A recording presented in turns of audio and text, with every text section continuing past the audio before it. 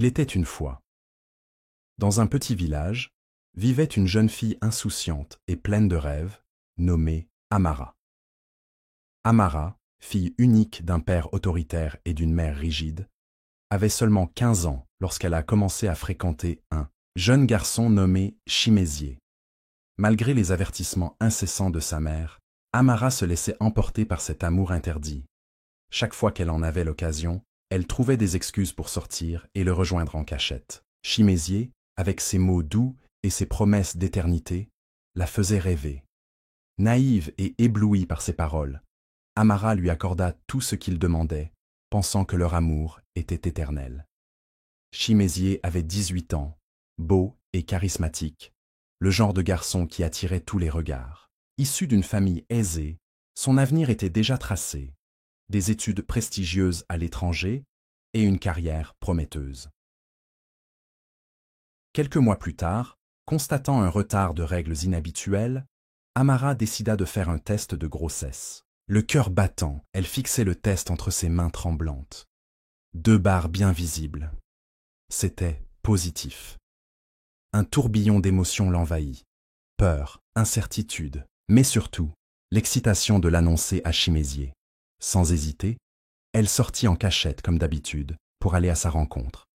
Lorsqu'elle arriva, il l'attira aussitôt contre lui et commencèrent à l'embrasser pour ensuite coucher avec elle comme à son habitude. Mais cette fois, Amara resta figée. Quelque chose n'allait pas. Il fronça les sourcils et la regarda attentivement. « Qu'est-ce qui ne va pas ?»« Chimézié, je suis enceinte, » murmura Amara en lui tendant le test. Un silence glacial s'installa. Elle scruta son visage, espérant un sourire, un mot rassurant, une lueur de joie. Mais rien. Son expression se durcit, son regard se vida peu à peu. « Quoi ? J'espère que c'est une blague. »« Non, Chimézié, on va avoir un bébé. Je sais que c'est tôt, mais on s'aime. On trouvera une solution, n'est-ce pas ?»« Tu plaisantes, j'espère ?» s'exclama Chimézié en souriant. Elle fronça les sourcils. « Non, Chimézié. Je suis sérieuse. » Il recula légèrement, passant, une main sur son visage comme si cette nouvelle était un cauchemar dont il voulait se réveiller. « Écoute-moi bien, Amara, » dit-il froidement. « Je ne veux plus jamais entendre parler de ça. Ce bébé, ce n'est pas mon problème. »« Quoi ? Mais c'est ton enfant aussi, » répondit Amara le cœur abattu. Il la fusilla du regard. « Ne sois pas stupide. Tu crois que je vais tout gâcher pour toi ? » « Pour ça ?» Amara sentit son cœur se serrer. Comment pouvaient-ils appeler leur enfant, le fruit de leur amour ? Ça. Mais tu m'as dit qu'on s'aimait. Tu m'as promis qu'on serait toujours ensemble. Chimézié éclata de rire, un rire froid, cruel. Mon Dieu, tu es encore plus naïve que je ne le pensais. Ces mots étaient comme des poignards. Amara, on vit dans 2 mondes différents. Moi, j'ai un avenir tracé. Je pars bientôt étudier à l'étranger. Tu crois vraiment qu'un garçon comme moi allait finir avec une fille comme toi ? Les larmes montèrent aux yeux d'Amara. Je t'ai tout donné, Chimézié. Je t'ai fait confiance. Il haussa les épaules avec indifférence. Eh bien, c'était ton erreur. Maintenant, je vais être clair avec toi. Disparais avec ton problème, et si tu oses dire à quelqu'un qu'on se connaît, je jure que je te le ferai regretter. Tu me menaces ? Murmura-t-elle, choquée. Non, je t'avertis. Il la regarda une dernière fois, puis tourna les talons, disparaissant dans l'ombre de la maison. Amara resta figée, incapable de croire ce qu'elle venait d'entendre. Son cœur battait si fort qu'elle en avait mal. Les paroles de Chimézié résonnaient dans sa tête comme un écho cruel. Elle venait de tout perdre en un instant. Les jours suivants, Amara n'était plus que l'ombre d'elle-même. Elle ne dormait plus, ne mangeait presque pas. Son corps était là, mais son esprit, lui, était brisé. Elle repassait en boucle la scène avec Chimézié, cherchant à comprendre comment celui qui lui avait fait tant de promesses pouvait l'abandonner ainsi et assez facilement. Les semaines passèrent, et son ventre commença à devenir visible. Elle savait qu'elle ne pourrait plus cacher la vérité longtemps, et ce qui devait arriver arriva. Un soir, alors qu'elle revenait de la cour, son père l'attendait dans le salon. Son regard sombre en disait long. Sa mère se tenait à côté, les bras croisés, l'air sévère. « Amara, approche !» ordonna son père d'une voix glaciale. Le cœur battant, elle s'exécuta. « Est-ce vrai? Tu es enceinte ?» Sa gorge se serra.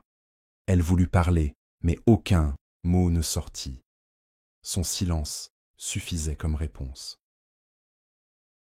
Son père ferma les yeux un instant, prit une profonde inspiration, puis son visage se transforma en une expression de colère pure. « Tu as déshonoré cette maison, » rugit-il. « Je t'ai élevé, avec des valeurs, je t'ai protégé, et toi, tu me remercies ainsi. » Amara se jeta à ses pieds, les larmes coulant sans retenue. « Papa, je t'en supplie, pardonne-moi. Je sais que j'ai fait une erreur, mais je suis toujours ta fille. Je suis désolé. » Mais son père resta de marbre. Il la regarda avec un dégoût qu'elle n'avait jamais vu dans ses yeux auparavant. « Désolé? Trop tard pour être désolé, Amara. Tu as voulu jouer à la femme adulte? Alors assume. » Il désigna la porte du doigt. « Sors de cette maison. Je ne veux plus jamais voir ton visage ici. » Amara écarquilla les yeux, tremblante. « Papa, non, je n'ai nulle part où aller. Ce n'est plus mon problème, » répliqua-t-il, implacable. « Va voir celui qui t'a mis dans cet état. Tu as fait un choix. Tu en subiras les conséquences. » Amara se tourna alors vers sa mère, en espérant qu'elle au moins plaidera en sa faveur. « Maman, dis quelque chose, je t'en prie. » Mais sa mère détourna le regard, les mâchoires serrées. « Amara, combien de fois t'ai-je prévenu, d'une voix dure et froide? Combien de fois t'ai-je dit d'arrêter de courir après ce garçon? Tu ne m'as jamais écouté. Aujourd'hui, tu en paies le prix. Mais maman, ne m'appelle plus ainsi, » coupa-t-elle sèchement. « Quand tu écartais tes jambes, j'étais avec toi, alors assume-le seul. » Amara sentit son monde s'écrouler une seconde fois.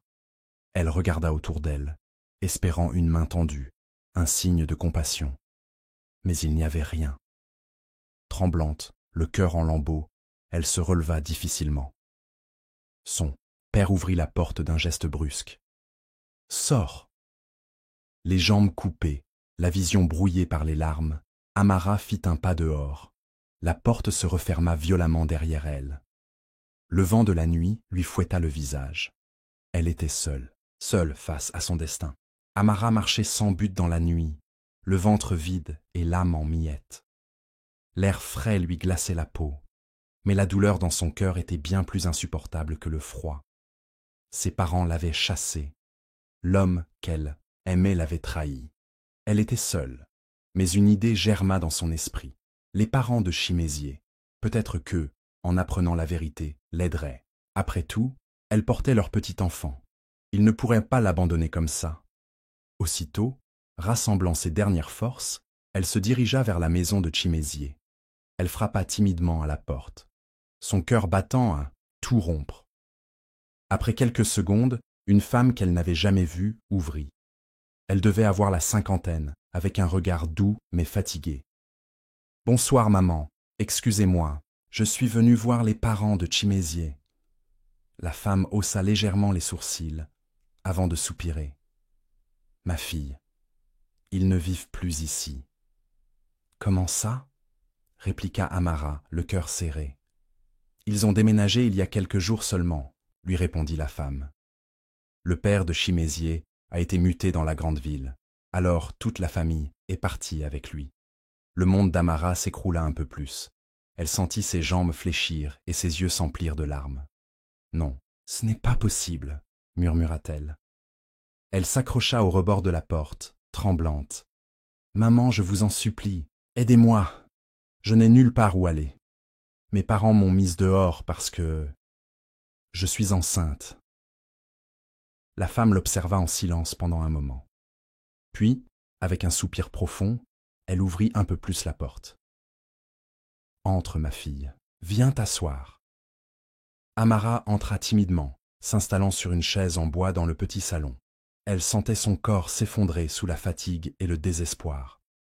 La femme disparut quelques instants, puis revint avec un bout de papier et quelques billets qu'elle tendit à Amara. « Je suis désolée, je ne peux pas te garder ici, mais je connais la nouvelle adresse des parents de Chimézier.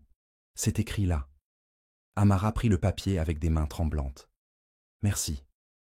Merci. Maman, tiens aussi cet argent. Ce n'est pas grand-chose, mais ça devrait suffire pour te rendre là-bas. » Les larmes coulèrent sur les joues d'Amara. Elle serra les billets contre son cœur, comme si c'était le dernier espoir auquel elle pouvait s'accrocher. Que Dieu vous bénisse.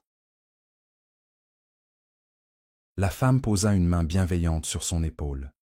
Que Dieu veille sur toi, ma fille. Sois forte. Amara se leva difficilement, remerciant encore la femme avant de quitter la maison. Son prochain objectif était clair, retrouver Chimézier et ses parents. Elle se dirigea vers la gare la plus proche, le papier serré dans sa main comme un précieux sésame. Arrivée sur place, elle acheta un ticket pour un voyage de nuit. Alors qu'elle montait dans le bus, une seule pensée l'obsédait. Et si Chimézier l'abandonnait encore? Le voyage dura toute la nuit. Amara, collée contre la vitre du bus, regardait le paysage défiler, les yeux lourds de fatigue. Son ventre criait de faim, mais elle n'y faisait plus attention. Une seule chose comptait, retrouver Chimézier. Canté, le bus s'arrêta enfin. L'aube pointait à l'horizon. Avec les quelques pièces qu'il lui restaient, Amara prit une moto-taxi et donna l'adresse écrite sur le papier. Son cœur battait fort en arrivant devant une grande maison. Elle descendit, prit une profonde inspiration et s'approcha de la porte. Après un bref moment d'hésitation, elle frappa. Quelques secondes plus tard, la porte s'ouvrit brusquement, laissant apparaître une femme élégante au regard froid. « Oui ? Qui es-tu et pourquoi viens-tu frapper à ma porte si tôt ?» demanda la femme d'un ton sec. Amara avala difficilement sa salive. « Bonjour. Maman. Je suis Amara. Je cherche Chimézier. » Le regard de la femme se durcit immédiatement. « Pourquoi veux-tu voir mon fils ?»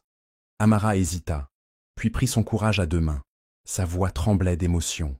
« Je suis enceinte de lui. Et mes parents m'ont mise dehors. » Un silence pesant s'installa. La femme haussa un sourcil avant d'éclater d'un rire glacial. « Toi, enceinte de Chimézier? Quelle blague !» Amara secoua la tête, les larmes aux yeux. « Je vous jure que c'est vrai. Il m'a abandonnée et je n'ai nulle part où aller. » Mais au lieu de la compassion, elle ne vit que du mépris dans le regard de la femme. « Écoute-moi bien, jeune fille. Tu crois que parce que mon fils est parti à l'étranger, tu peux lui coller une grossesse sur le dos? Je sais comment je l'ai élevé. Il ne ferait jamais une chose pareille en plus avec une fille de ton espèce. » Amara sentit son dernier espoir s'effondrer. « Maman, je vous en prie. » La femme leva la main pour l'interrompre. « Va-t'en loin d'ici. Je ne veux plus jamais te revoir. Trouve quelqu'un d'autre pour tes mensonges, profiteuse. » Amara voulut protester, mais la porte claqua violemment devant elle. Elle resta figée, incapable de croire ce qui venait de se passer. Elle était seule, complètement seule. Le cœur brisé, elle se mit à marcher sans savoir où aller. Ses jambes étaient lourdes, son ventre vide, sa tête bourdonnait. Elle marcha pendant des heures, perdue dans ses pensées, jusqu'à ce qu'un klaxon retentisse brusquement. Elle se retourna et vit une voiture foncer sur elle. La peur la paralysa. Ses jambes cédèrent et elle s'écroula sur la route. Le conducteur freina de justesse, évitant l'accident de peu. La portière s'ouvrit précipitamment et un homme d'une soixantaine d'années descendit en courant vers elle, affolée. « Mademoiselle, ça va ?» Amara voulut répondre, mais tout devint flou. Son corps n'en pouvait plus. Sans hésiter, l'homme la souleva avec précaution et l'installa dans sa voiture. « Accrochez-vous, je vous emmène à l'hôpital. » Il démarra en trombe, filant vers les urgences, tandis qu'Amara sombrait dans l'inconscience. Amara sentit une odeur de désinfectant lorsqu'elle ouvrit les yeux. Le plafond blanc de l'hôpital lui apparut flou. Mais une chose était sûre, elle était en vie. Elle tourna lentement la tête et aperçut un homme assis près d'elle. Il semblait soulagé de l'avoir réveillée. « Comment te sens-tu, ma fille » demanda-t-il d'une voix douce. Amara mit quelques secondes avant de répondre. « Où suis-je ?»« À l'hôpital. Tu t'es évanouie sur la route. Heureusement, j'étais là, à temps. » Soudain, tout lui revint en mémoire. L'expulsion de chez elle, le rejet des parents de Chimézier, sa marche interminable sous le soleil. Son cœur se serra et les larmes menacèrent de couler. Le médecin entra à ce moment-là, un dossier à la main. « Bonne nouvelle, jeune fille, tu es hors de danger. Mais tu étais en hypoglycémie sévère. Depuis combien de temps n'as-tu pas mangé ?» Amara baissa la tête, honteuse. « Depuis plusieurs jours, » murmura-t-elle. Le médecin soupira. « Ce n'est pas bon pour toi, et encore moins pour ton bébé. Mais avec du repos et une bonne alimentation, tu te rétabliras vite. » L'homme qui l'avait secouru, Papa Emma, se leva immédiatement. « Merci, docteur. Je veillerai à ce qu'elle ne manque plus de rien. » Lorsqu'ils se retrouvèrent seuls, il posa une main rassurante sur l'épaule d'Amara. « Dis-moi, ma fille, qui es-tu? D'où viens-tu? Comment as-tu fini seule sur cette route ?» Et ses larmes qu'elle retenait coulèrent enfin. « Je m'appelle Amara, je n'ai plus de maison, » sanglota-t-elle. Elle lui raconta tout. Son amour pour Chimézier, sa grossesse, le rejet de ses parents, l'espoir brisé en retrouvant la famille de Chimézier. Et maintenant, son errance, sans but ni refuge.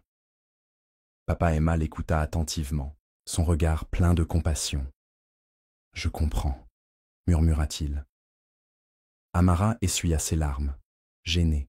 « Je suis désolé. Je ne sais même pas pourquoi je vous raconte tout ça. » L'homme lui sourit doucement. « Parce que tu avais besoin de parler. Mais maintenant, calme-toi. Tu n'es plus seule. » Elle leva les yeux vers lui, surprise. « Que voulez-vous dire ? Je veux dire que tu vas venir chez moi. Tu as besoin d'un toit, d'une famille, d'un endroit sûr. » Les larmes redoublèrent. « Merci. Merci, monsieur. » Il secoua la tête en souriant. « Appelle-moi Papa Emma. » Quelques jours plus tard, Amara quitta l'hôpital avec Papa Emma. Il régla toutes les factures, sans hésiter. Lorsqu'ils arrivèrent chez lui, elle en resta bouche bée. Un grand duplex, beau et spacieux, comme dans un film. Elle n'avait jamais vu une maison pareille. À peine la porte franchie, une femme élégante et souriante s'avança vers eux. « Alors, c'est toi, Amara ?» Amara baissa timidement la tête. « Oui, madame. » La femme lui tendit la main avec un sourire bienveillant. « Bienvenue chez nous. Ici, tu peux te sentir chez toi. Mon mari m'a tout raconté, et sache que tu peux nous faire confiance. » Pour la première fois depuis longtemps, Amara sentit un peu de chaleur dans son cœur. « Merci, madame. » La femme rit doucement. « Appelle-moi maman Fanta. » Papa Emma et maman. Fanta était un couple dont les enfants avaient grandi et quitté la maison.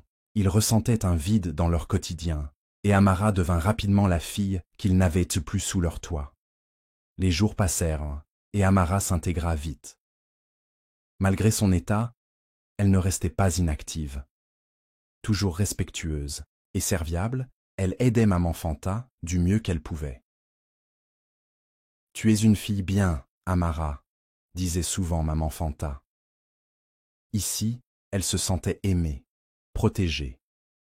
Mais au fond d'elle, une peur persistait. Et si ce bonheur n'était qu'un mirage? Les mois passèrent, et après une grossesse éprouvante mais entourée d'amour, Amara donna naissance à un magnifique petit garçon. Lorsqu'elle posa ses yeux sur son bébé pour la première fois, les larmes coulèrent sur ses joues. « Je vais t'appeler Emmanuel, » murmura-t-elle en caressant tendrement son petit visage. C'était sa façon de rendre hommage à papa Emma, qui l'avait sauvée et traitée comme sa propre fille, et surtout de remercier Dieu, qui ne l'avait jamais abandonnée dans ses moments les plus sombres. La maison de papa Emma et maman Fanta était remplie de joie. Emmanuel grandissait dans un foyer aimant, entouré de bienveillance et de chaleur. Pour la première fois depuis longtemps, Amara se sentait en paix. Un matin, alors qu'Amara se rendait au marché pour acheter des provisions, elle flânait entre les étals, choisissant des légumes frais pour le repas du soir.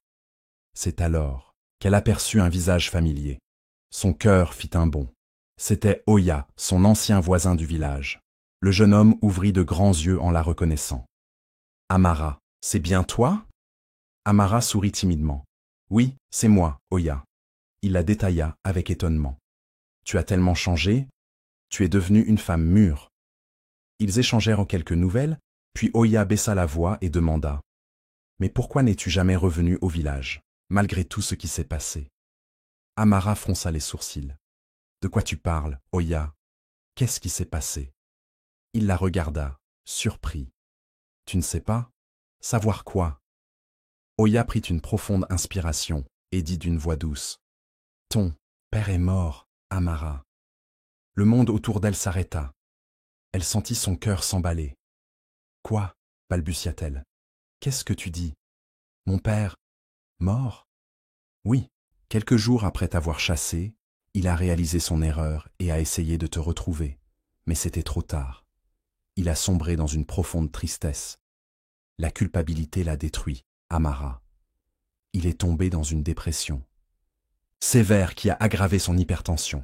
Son cœur n'a pas tenu. Les jambes d'Amara tremblèrent. Elle sentit sa vue se brouiller. « Non, non !» murmura-t-elle, la gorge serrée. Elle ne savait pas quoi dire, quoi penser. Un flot d'émotions contradictoires l'envahissait. La douleur, la culpabilité, le regret. De retour à la maison, Amara raconta tout à papa Emma et maman Fanta. Leur regard se remplit de compassion. « Nous devons aller au village, ma fille, » dit doucement papa Emma. Ils prirent la route le lendemain. Tout le long du trajet, Amara resta silencieuse, perdue dans ses pensées. Quand ils arrivèrent enfin au village, une atmosphère pesante régnait dans la maison familiale. Sa mère était méconnaissable, amaigrie, fatiguée, brisée par le chagrin. Lorsqu'elle vit Amara sur le pas de la porte, elle resta figée, les larmes montant aussitôt à ses yeux. « Amara » souffla-t-elle, la voix tremblante. La honte se lisait sur son visage. Mais Amara aussi était submergée par la culpabilité. Si seulement elle avait écouté ses parents, si seulement elle n'avait pas désobéi, peut-être que tout aurait été différent. Les larmes coulèrent, sans retenue. Sa mère tomba à genoux, sanglotant. « Pardonne-moi, ma fille. Je t'ai abandonnée. Je t'ai fait du mal. » Amara s'agenouilla à son tour et la serra dans ses bras. « Non, maman, c'est moi qui suis désolée. Je n'ai pas écouté vos conseils. J'ai causé tant de douleur. » Maman Fanta posa une main réconfortante sur l'épaule d'Amara. « Ne pleure plus, ma fille. Ce qui est arrivé était la volonté de Dieu. Tu ne peux pas tout porter sur tes épaules. » Papa Emma hocha la tête. « L'important, c'est que vous vous êtes retrouvés. » La mère d'Amara caressa doucement la tête du petit Emmanuel. « Tu es maman maintenant, » murmura-t-elle. « Je suis grand-mère. » Un petit sourire naquit à travers ses larmes. Elle remercia longuement papa Emma et maman Fanta pour avoir pris soin de sa fille et lui avoir offert une nouvelle chance. Après quelques jours au village, Amara retourna en ville avec ses parents adoptifs. Mais cette fois, elle ne coupa plus les liens avec sa mère. Elle revenait régulièrement lui rendre visite, lui apportant des présents et prenant soin d'elle. Elle avait perdu un père, mais elle avait retrouvé une mère. Et surtout, elle avait compris une leçon essentielle. Les erreurs du passé ne définissent pas l'avenir. Sa nouvelle vie, entourée d'amour et de bienveillance, ne faisait que commencer. Après la naissance d'Emmanuel, Amara décida de reprendre ses études. Elle voulait offrir un avenir meilleur à son fils et prouver à elle-même qu'elle pouvait encore réaliser ses rêves. Avec le soutien indéfectible de papa Emma et maman Fanta, elle s'inscrivit à une formation qui lui permettrait de bâtir son indépendance. Un jour, alors que la vie suivait son cours, Basile, l'un des fils de maman Fanta et papa Sadi, rentra de l'étranger. Il venait d'obtenir un gros contrat au pays et avait décidé de s'installer pour développer ses affaires. Lorsqu'il arriva à la maison familiale, il fut immédiatement frappé par la douceur et l'humilité d'Amara. Elle n'était pas seulement belle, mais elle avait un cœur pur, une force intérieure qui imposait le respect. Pendant des années, ses parents lui avaient souvent parlé d'elle, mais la voir en vrai dépassait tout ce qu'il avait imaginé. Peu à peu, Basile commença à éprouver des sentiments pour Amara. Il observait comment elle prenait soin d'Emmanuel, comment elle respectait ses parents adoptifs, et surtout, comment elle s'efforçait de devenir une femme indépendante. Un jour, il prit son courage à deux mains et en parla à ses parents. « Papa, maman, j'ai quelque chose à vous dire. » Maman Fanta lui lança un regard complice. « Tu veux nous parler d'Amara, n'est-ce pas ?» Basile sourit, légèrement gêné. « Oui. Plus je la côtoie, plus je me rends compte qu'elle est exceptionnelle. Je voudrais lui demander sa main. » Papa Emma posa une main bienveillante sur son épaule. « C'est une excellente idée, mon fils, mais la décision lui appartient. » Le cœur battant, Basile alla voir Amara. Il lui parla avec sincérité, lui expliquant ce qu'il ressentait et lui demandant si elle accepterait de construire un avenir avec lui. Amara, surprise mais émue, prit le temps d'y réfléchir. Elle se rendit compte qu'avec Basile, elle se sentait en sécurité, respectée et surtout aimée d'une manière qu'elle n'avait jamais connue auparavant. Alors, après quelques jours de réflexion, elle accepta. Basile, fou de joie, accompagna ses parents au village pour demander officiellement la main d'Amara à sa mère. Lorsque cette dernière apprit la nouvelle, elle ne put retenir ses larmes de bonheur. « Ma fille est bénie. Après tant de souffrances, Dieu lui a donné un mari bon et aimant. » C'est ainsi qu'Amara devint officiellement l'épouse de Basile, entourée d'amour et de bénédictions. Quelques années plus tard, alors qu'Amara et Basile vivaient paisiblement leur bonheur, une nouvelle inattendue fit surface. Chimézié était de retour au pays. Après ses études à l'étranger, il avait décroché un bon emploi et décidé de revenir s'installer définitivement. Sa mère, impatiente, ne cachait plus son envie de voir son fils marié et lui offrir des petits-enfants. Un soir, alors, qu'ils dînaient ensemble, elle lui demanda « Alors, mon fils, il est temps de penser au mariage. Tu as trouvé une femme digne de toi ?» Chimézié sourit et répondit avec assurance « Oui, maman. Je suis en couple avec Anna, la fille unique. » Du respecté monsieur Adebayo. Sa mère poussa un cri de joie. Quelle bonne nouvelle! Une fille bien éduquée, d'une famille respectable. Je savais que tu ferais le bon choix. Elle ne pouvait contenir sa fierté. Pour elle, son fils méritait une femme à son niveau. Mais ce que ni elle ni Chimézié ne savaient, c'est que le destin allait bientôt les confronter à une surprise. Un jour, Chimézié se rendit seul à l'hôpital pour récupérer les résultats des examens prénuptiaux. Anna lui faisait entièrement confiance. Après tout, pourquoi aurait-elle douté? Assis dans la salle d'attente, il tapotait nerveusement du pied, impatient d'en finir. Quand son nom fut appelé, il se leva rapidement et entra dans le bureau du médecin. Le docteur, un homme d'âge mûr, ajusta ses lunettes avant de parcourir son dossier. Son expression devint sérieuse. « Monsieur, Chimézié, nous devons parler de quelque chose d'important. » Chimézié fronça les sourcils. « Tout va bien, docteur ?» demanda-t-il, tentant de cacher son inquiétude. Le médecin posa les résultats sur la table, entrelaça ses doigts et prit une profonde inspiration. « D'après les analyses, vous souffrez d'azoospermie. » Un silence lourd s'installa. Chimézié cligna des yeux, cherchant à comprendre. « Azoospermie, qu'est-ce que ça signifie? Votre corps ne produit pas de spermatozoïdes. En d'autres termes, vous ne pouvez pas concevoir d'enfant naturellement. » Son cœur manqua un battement. « Impossible. Vous devez vous tromper. » Le médecin secoua la tête. « Nous avons vérifié plusieurs fois. Je suis désolé, mais le diagnostic est certain. La sueur coula dans son dos. Tout son avenir s'effondrait. Il y a un traitement, non? Il existe des solutions, mais dans votre cas, les chances de réussite sont très faibles. Chimézier sentit la panique monter. Docteur, vous ne pouvez pas mettre ça dans mon dossier. Le médecin le regarda, surpris. Je suis désolé, mais je dois être honnête avec vous et votre fiancé. Chimézier se pencha en avant, son regard dur. Je suis prêt à payer pour que cela n'apparaisse pas dans le rapport. Le médecin hésita. Monsieur Chimézier, c'est contraire à l'éthique. Je vous donnerai une grosse somme. Écrivez simplement que tout est normal. Anna ne doit jamais savoir. Le médecin réfléchit quelques secondes, puis céda. D'accord. Chimézier sourit intérieurement. Il venait de sauver son plan. Quelques heures plus tard, il remit les résultats modifiés à Anna. Elle les parcourut rapidement, avant de sourire, soulagée. « Tout est parfait, chérie. »« Oui, tout est parfait, » répondit-il, cachant son angoisse derrière un sourire.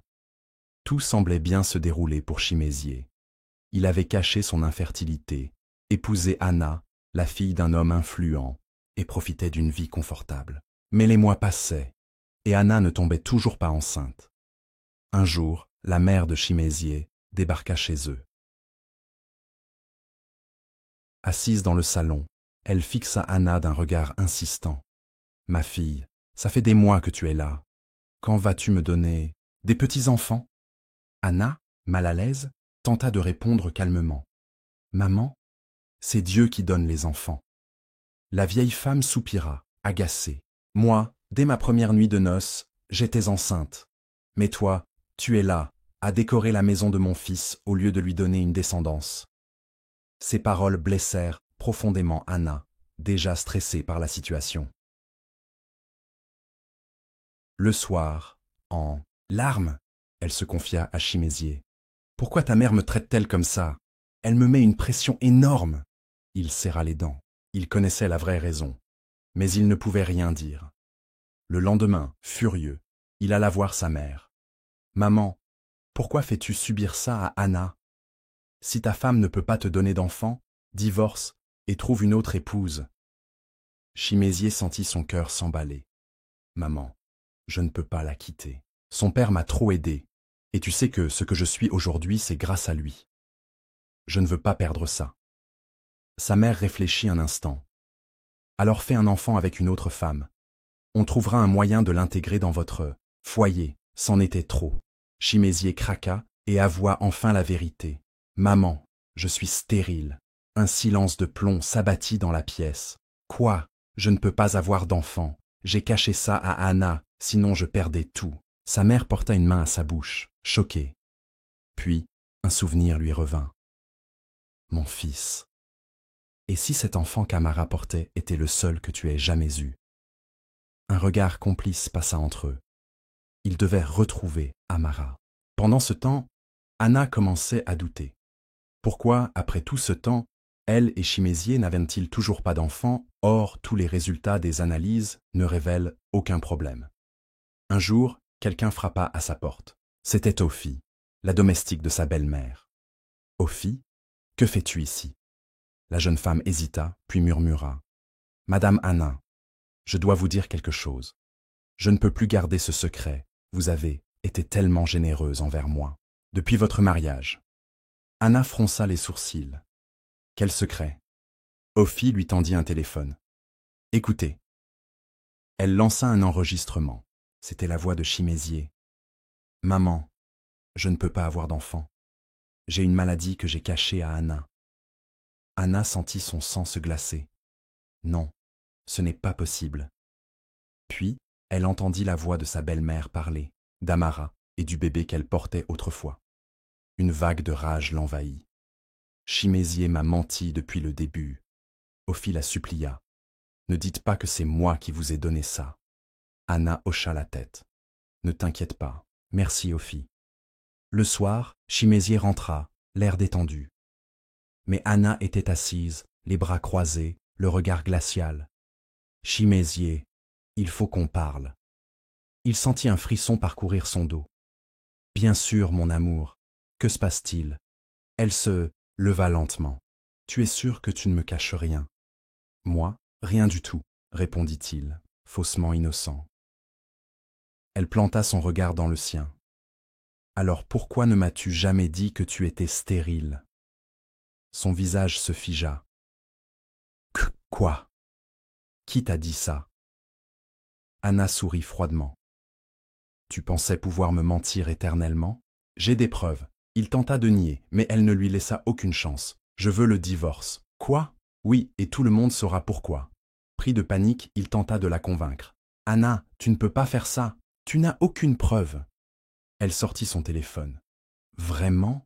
On verra ça devant un tribunal. Puis, elle quitta la maison, laissant Chimézier anéanti. Quelques jours plus tard, le tribunal était bondé. Anna fit écouter l'enregistrement, devant tout le monde. Un silence pesant envahit la salle. Chimézier baissa la tête. Il venait de tout perdre. Après le scandale du tribunal, la nouvelle du mensonge de Chimézier se répandit comme une traînée de poudre. Son mariage avec Anna fut annulé, et la famille de cette dernière, humiliée, mit immédiatement fin à tous les privilèges qu'elle lui avait accordés. Le coup le plus dur tomba peu après. Le père d'Anna, qui était influent dans le milieu des affaires, utilisa son pouvoir pour faire renvoyer Chimézier de l'entreprise où il travaillait. « Je ne peux pas garder un homme aussi malhonnête dans mon entreprise », disa le patron de Chimézier en lui remettant sa lettre de licenciement. Du jour au lendemain, Chimézier se retrouva sans emploi, sans maison et sans soutien. Il tenta de rebondir, mais partout où il allait, son nom était entaché. Personne ne voulait embaucher un homme qui avait menti sur une chose aussi grave. Il retourna chez sa mère, mais même elle n'avait plus le même regard sur lui. « Maman, aide-moi !» Elle le regarda, désabusée. « Et que veux-tu que je fasse? Tu as détruit ta propre vie !» Chimézier frappa du poing sur la table, furieux. « Si tu ne m'avais pas poussé à retrouver Amara, peut-être que je n'en serais pas là. » Sa mère haussa les épaules. « Alors, pourquoi tu ne le fais pas? Amara est peut-être ton seul espoir. » N'ayant plus d'autre choix, Chimézier décida de retrouver Amara et leur enfant. Après des recherches, il découvrit où elle vivait et se rendit chez elle. Lorsqu'Amara ouvrit la porte et le vit, elle resta figée. « Qu'est-ce que tu fais ici ?» demanda-t-elle, méfiante. Chimézier baissa la tête, honteux. « Amara, je suis venue m'excuser. » Elle le fixa, silencieuse. « Je sais que je t'ai fait du mal, » continua-t-il. « Je ne mérite pas ton pardon, mais je voulais te voir et voir notre enfant. » Amara le coupa, net. « Ton enfant ?» Elle ricana amèrement. « Tu veux parler de l'enfant que tu as renié et pour qui tu ne t'es jamais soucié. » Chimézier se mordit la lèvre. « J'ai changé, Amara. Je n'ai plus rien. Je veux juste une chance de le connaître. » Amara croisa les bras, le regard froid. « Tu crois que tu peux débarquer comme ça, après toutes ces années, et que je vais juste te laisser entrer dans sa vie ?» Chimézier sentit son dernier espoir s'effondrer. « S'il te plaît, je t'en supplie. » Amara le fixa droit dans les yeux et, après un long silence, elle soupira. « Je te pardonne. » Un éclair d'espoir traversa le regard de Chimézier. « Alors, je peux le voir ?» Mais Amara secoua la tête. « Non. » Chimézier sentit un frisson glacial lui parcourir l'échine. « Amara, je suis son père. » « Un père ?» Elle sourit, tristement. « Un père est présent pour son enfant dès le début. Un père protège, il ne fuit pas. Emmanuel ne sait même pas que tu existes, et il n'a pas besoin de toi. Il a déjà un père dont il porte le nom et est tellement fier de lui. » Elle posa une main sur la porte. « Pars, Chimézier. Construis une nouvelle vie, si tu le peux. Mais mon fils ne sera pas une solution à ton échec. » Puis elle referma la porte, le laissant seul sous la pluie. La pluie battait fort. Chimézier resta là, figé, trempé jusqu'aux os. Il avait tout perdu.